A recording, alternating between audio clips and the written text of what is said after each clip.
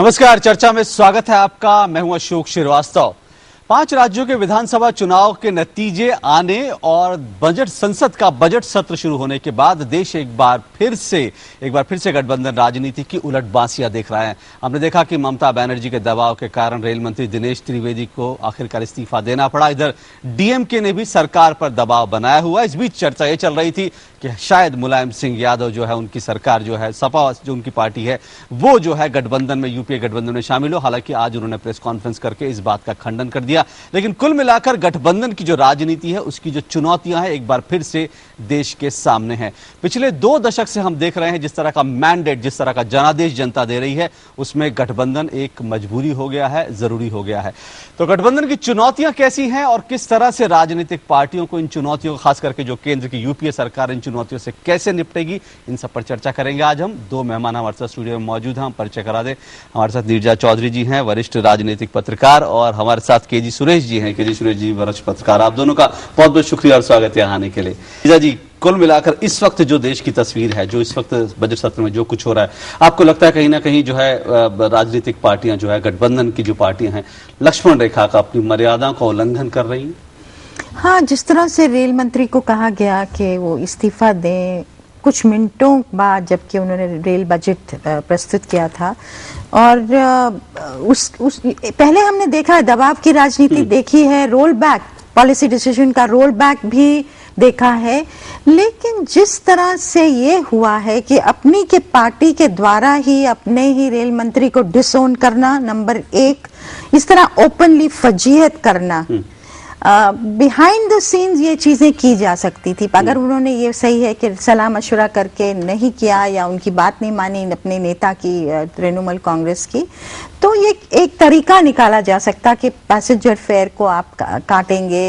ये भी उनका राइट है कि कट मोशंस वो पेश करते, लेकिन इस तरह बहुत ही पहले नहीं देखा गया। इस तरह से कि भाई बंगाल से सरकार चलेगी, बंगाल से ये तय होगा कि कौन रेल मंत्री है, बंगाल से ये तय होगा कि रेल बजट में क्या होगा।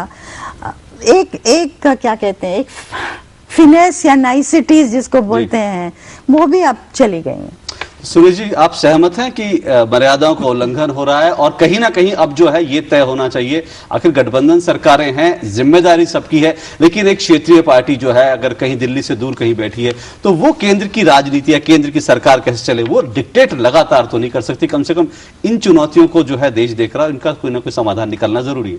लेकिन गठबंधन की कई ताकत भी हैं, तो गठबंधन की कई कमियां भी हैं, और गठबंधन धर्म जिसे कहते हैं, कोलिशन धर्म, उसका पालन होना जरूरी है, चाहे वो बड़ा पार्टी हो या छोटा पार्टी हो। हमने देखा कि ये कोई नई बात नहीं है। एक तो मैं यहाँ विशेषकर जो तृणमूल के मामले में तो ये कहूंगा कि ममता बनर्जी का जो स्टाइल ही रहा है, वो हमेशा बहुत ही इस तरीके से गरिमापूर्ण और वो डिग्निफाइड वे कभी नहीं रहा है। एनडीए रही है। एनडीए भी, और आप यहाँ देखिए यूपीए में देखिए, एक बार केंद्रीय जो रेल राज्य मंत्री हैं उनको एक्सीडेंट साइट में जाने से मना कर दिया। आप बांग्लादेश में जब प्रधानमंत्री जाते हैं उनके साथ जाने से इनकार कर दिया। बांग्लादेश के प्रधानमंत्री उनके स्वागत के लिए तैयार रहती हैं और वो नहीं जाती हैं। एक मुख्यमंत्री खुद पुलिस स्टेशन में जाके प्रदर्शन करती हैं उनके कार्यकर्ता के गिरफ्तारी के खिलाफ। तो इस तरीके का उनका एक स्ट्रीट पॉलिटिक्स का एक स्टाइल रहा है, जिससे उन्होंने शायद एक परिपक्वता जो दिखाना चाहिए वो उन्होंने दिखाया नहीं। लेकिन गठबंधन धर्म का ये पहला इंस्टेंस नहीं है। आप देखिए, जब बीजेपी और जेडीएस का जब कर्नाटक में सरकार बनी और ये तय हुआ था कि 20 महीने बाद बीजेपी का मुख्यमंत्री बनेगा, 20 महीने कुमारस्वामी रहे जेडीएस की तरफ से, और जब उनके बनाने की बात आ गई तो ये पीछे हट गए। इन्होंने कह दिया नहीं, हम कायम रहेंगे, और इसके वजह से पहली बार दक्षिण भारत में बीजेपी का फुल फ्लेज सरकार बनी जी। तो कहीं ना कहीं ये गठबंधन धर्म का जो पालन है वो उसमें एक परिपक्व, जबकि गठबंधन अगर आप देखेंगे 1967 से लेकर अभी तक 60 सरकारें इस देश में बन चुकी है, लेकिन इसके बावजूद वो जो परिपक्वता आनी है, वो जो गरिमापूर्ण बर्ताव रहने की जरूरत है, वो कहीं ना कहीं आज भी कमी है, मिसिंग है। बहुत आपने सही बात कही। कि जी सुरेश जी, आपने भी जिस कर्नाटक का जिक्र किया, वहां भी हमने ये देखा कि जब लगा कि लोगों को लगा कि हाँ डिच किया गया है जनता दल ने, उसके बाद जो है लोगों ने क्लियर कट मेजॉरिटी दी। क्या ऐसा लग रहा है गठबंधन राजनीति का दौर अपने खात्मे की ओर है? क्या केंद्र में भी इस तरह का हो सकता है या फिर अभी ये कहना जल्दबाजी हो? नहीं, मुझे तो लगता है अभी तो बहुत जल्द ही है, क्योंकि देखिए ये स्पष्ट बहुमत भी अगर मिल रहा है तो ये नहीं कि ये सिर्फ राष्ट्रीय दलों को मिल रहा है। उत्तर प्रदेश में देखेंगे आप समाजवादी पार्टी को मिला है, बिहार में देखेंगे जेडीयू को मिला है, आप कर्नाटक में जो है जेडीएस एक प्लेयर है, अहम भूमिका निभा रही है, आपके तेलुगु देशम पार्टी है, एक अहम भूमिका है उनका। तो ये जो बड़े बड़े राज्य है, और आप उड़ीसा देखिए बीजेडी का है, और वैसे तो राष्ट्रीय उनका एक विजन है, लेकिन अगर आप वामपंथी दल देखेंगे तो अभी एक क्षेत्रीय दल ही लगभग बन के रह गई है। अब उनका जो है अब त्रिपुरा में ही रह गई है, ना केरल में है ना वो बंगाल में है। तो ऐसे में ये कहना कि क्षेत्रीय दलों की भूमिका नहीं होगी, ये मुझे नहीं लगता वो वक्त अभी आया है।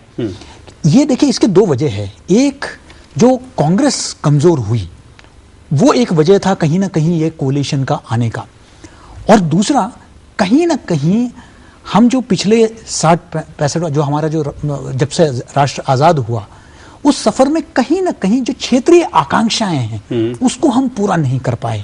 उसी वैक्यूम को इन दलों ने जो है, चाहे वो कर पाए नहीं कर पाए ये एक अलग डिबेट करने का विषय है, लेकिन उन्होंने उन क्षेत्रीय आकांक्षाओं को ही एक अपना मुद्दा बनाकर जो है ये आगे बढ़े हैं। और अभी भी क्षेत्रीय आकांक्षाएं, रीजनल डिस्पैरिटीज, क्षेत्रीय जो इम्बैलेंस है वो आज भी है, ये एक हकीकत है। और जब तक ये हकीकत रहेगा तब तक जो है गठबंधन सरकारें जो है सेंटर की एक मजबूरी रहेगी। आपने बात पूछी, मैं इसको आगे बढ़ाऊंगा, लेकिन उससे पहले एक बात जानना चाहता हूं। बिल्कुल क्षेत्रीय आकांक्षाओं को पूरा करने के लिए ये क्षेत्रीय पार्टी आ जाती हैं, लेकिन हमने ये देखा कि बहुत, अगर कुछ पार्टियों की बात करें, तृणमूल कांग्रेस की बात करें अगर, तो बहुत सारी पार्टियां जो भौगोलिक रूप से एक क्षेत्र तक सीमित हैं, जब क्षेत्रीय आकांक्षाओं पर वो पार्टियां आती हैं तो जब वो केंद्र की राजनीति करती हैं तो वहां राजनीतिक जो राष्ट्रीय मुद्दे होते हैं वहां पर भी वो डिक्टेट करने लगती है। अब मान फर्ज कीजिए कि अगर मान लीजिए कोलकाता के लिए या फिर पश्चिम बंगाल के लिए ट्रेनों में कटौती होती तो तृणमूल कांग्रेस अगर उसको एक स्टैंड बनाती कि भी वो एक अलग बात थी, लेकिन जब एक पूरे देशव्यापी मुद्दा है, रेल एक पूरे देश की संपत्ति है, वो रेल घाटे में ना चले ये एक बड़ी जिम्मेदारी है, उसको लेकर एक बजट पेश किया गया तो उन्होंने इस तरह का स्टैंड लिया। तो अगर आप क्षेत्र तक सीमित हैं तो क्यों राष्ट्रीय मुद्दों में इस तरह की पॉलिटिक्स होती है? इस विषय में मैं थोड़ा सा आपको याद दिलाना चाहूंगा कि देखिए ये जो यहां रेल की ही बात नहीं है, यहां है कीमतों में वृद्धि की, कीमतों में बढ़ोतरी की। ममता बनर्जी ने इस सरकार को मजबूर किया पहले जब पेट्रोल के दाम बढ़े तो रोल बैक करने के लिए। वह ममता बनर्जी, आप उनकी राजनीति को समझने की कोशिश कीजिए, वह किस मुंह से अगली बार जब दाम बढ़ेगा तो क्या वो, अगर रेल में उन्होंने अलाउ कर दिया उनके रेल मंत्री द्वारा, तो कल वो पब्लिक के सामने क्या जवाब दे पाएगी कि मैंने क्यों, वो जस्टिफाई न्यायोचित नहीं ठहरा पाएगी तो कि मैं अब डिमांड कर रही हूं रोल बैक को। तो ये एक उनका कंसिस्टेंट पॉलिसी रहा है, ये रोल बैक उनका, खासकर जो हाइक इन फ्यूल प्राइसेस जो है उस पर, तो प्राइस हाइक के उन्होंने खिलाफ उन्होंने हमेशा से इस मुद्दे को उठाया है। तो कहीं ना कहीं मुझे लगता है कि जब ये रेल बजट बन रहा था तो शायद रेल मंत्री उस दिनेश त्रिवेदी जी को उस बात को जरूर मद्देनजर रखना चाहिए था उसको फॉर्मुलेट करते हुए, क्योंकि वो उस क्षेत्रीय दल का एक विशेष डिमांड रही है कि वो प्राइस हाइक नहीं अलाउ करेगी। जी जैसा कि आपने कहा कि गठबंधन राजनीति का दौर अभी जारी रहेगा, तो सवाल एक है जी सुरेश जी, जब ये दौर जारी रहेगा तो कैसे कोalition पॉलिटिक्स को कंसेंसस की राजनीति में बदले कि एक सहमति हो तमाम मुद्दों पर, कम से कम ऐसे मुद्दे जो देश से जुड़े मुद्दे, चाहे एनसीटीसी आतंकवाद से लड़ने का एक मुद्दा था, तीसरा नदी जल बंटवारा भले एक क्षेत्र का था, लेकिन एक दूसरी पराये मुल्क से हम सहयोग करने जाए, समझौता करने जाए, ऐसे मुद्दों में कंसेंसस तो बनना बहुत जरूरी है। जी देखिए, इसका एक वजह मैं समझता हूं कि इस वक्त जो ज्यादातर जो गठबंधन है वो पॉलिटिक्स ऑफ कन्वीनियंस के तहत है, मैरिज ऑफ कन्वीनियंस है, जहां कोई इवन विचारधारा मायना नहीं रखता। एक जमाना था जब एंटी कांग्रेसिज्म था जी, जो हॉलमार्क था सभी पार्टियों को इकट्ठा होने का, उसके बाद एंटी बीजेपी उसको रोकने का जो था। अब आप बीजेपी के साथ भी गठबंधन भी हो सकता है, आप सेक्युलर भी हो सकते हैं। पार्टियां जो बीजेपी के जनता दल यूपीए में शामिल है, कल को फिर कोई नहीं जानता। तो नहीं, इवन बीजेपी के साथ रहते हुए भी आप अपना सेक्युलर आइडेंटिटी को मेंटेन कर सकते हैं। अब जनता दल यूनाइटेड है, वो बिहार में बिल्कुल सेक्युलर अपना क्रेडेंशियल्स को बनाए रखा है, केंद्र में वो एनडीए के साथ है।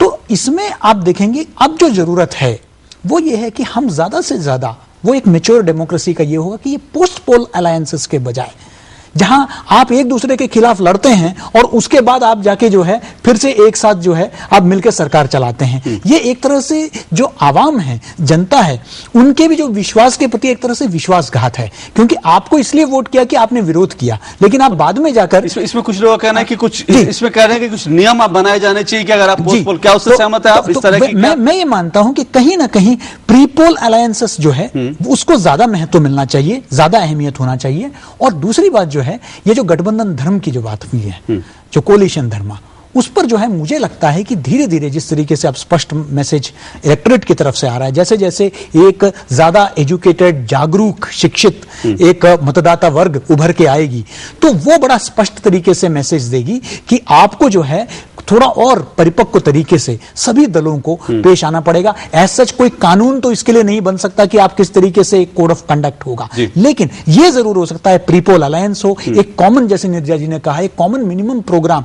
या एक एनडीए का जो एजेंडा है फॉर गवर्नेंस था, इस टाइप से कुछ कॉमन जो है जनता के बीच जी, उसके बाद आप जनता के बीच में जाए और जनता से जो है, और हां कोई ऐसा सिचुएशन आता है जिसमें आप उसके मतलब सहमत नहीं है। अब देखें, आपने देखा रामविलास पासवान को देखा कि जब गुजरात के दंगों के बाद उन्होंने एनडीए से उन्होंने अपना समर्थन, ऐसे कोई विशेष परिस्थिति में बात अलग है, अदरवाइज जो है तो इस तरह का ये हमें ग्रेजुअली वो मुझे लगता है कि जैसे जैसे हमारा डेमोक्रेसी मैच्योर होगा तो और जो है इसकी उम्मीद की जा सकती है। चुनौतियां बहुत सारी हैं कोalition की, गठबंधन धर्म की, गठबंधन राजनीति की चुनौतियां बहुत हैं, लेकिन इन चुनौतियों से हमें निकलना पड़ेगा और कुछ तो अब तय करना पड़ेगा। वक्त आ गया है, गठबंधन राजनीति में भी कुछ मैच्योरिटी जो है, गंभीरता, परिपक्वता वो दिखनी चाहिए। और जो है इसमें गठबंधन राजनीति में, राजनीति के नाम पर ब्लैकमेलिंग या दबाव की राजनीति नहीं हो, बल्कि देश के लिए जो अच्छी राजनीति हो, देश के लिए जो बेहतर हो, वो काम होना चाहिए।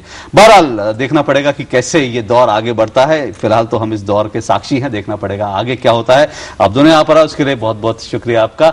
चर्चा में आज बस इतना ही, आपसे बुधवार को फिर मुलाकात होगी। फिलहाल इजाजत दीजिए, नमस्कार।